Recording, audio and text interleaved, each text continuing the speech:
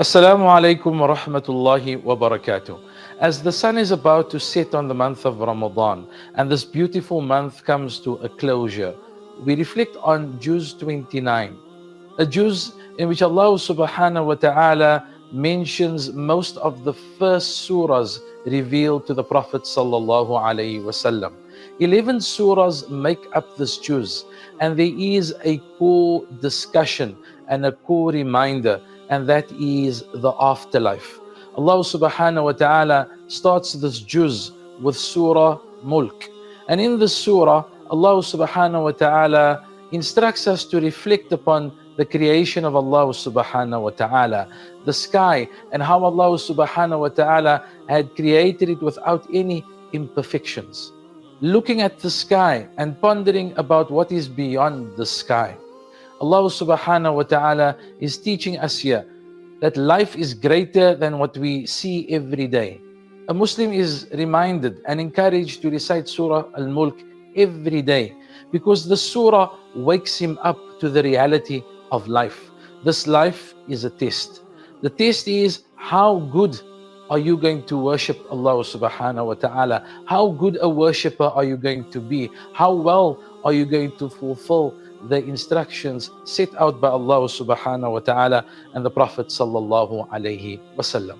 In Surah Al-Qalam, Allah subhanahu wa ta'ala speaks to the Prophet sallallahu alayhi wasallam and reminds him to have patience with the people that he is calling to Al-Islam.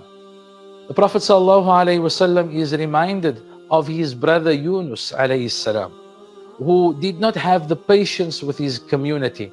And Allah subhanahu wa ta'ala tells him, don't be kasahibil hut, don't be like Yunus alayhi salam, who did not have patience. But Allah subhanahu wa ta'ala also mentions that Nabiullah Yunus was forgiven by Allah subhanahu wa ta'ala.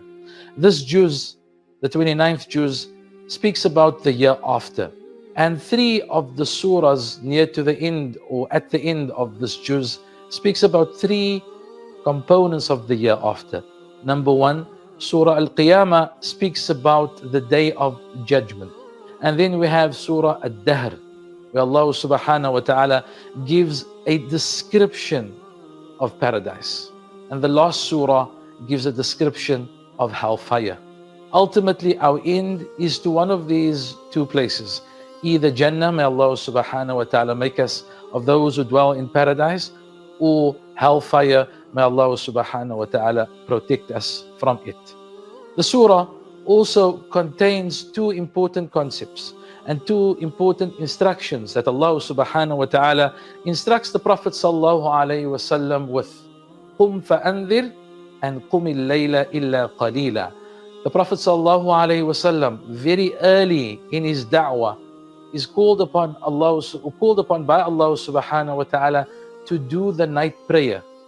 The night prayer is coupled to da'wah. The night prayer is coupled to calling people to the way of Allah subhanahu wa ta'ala.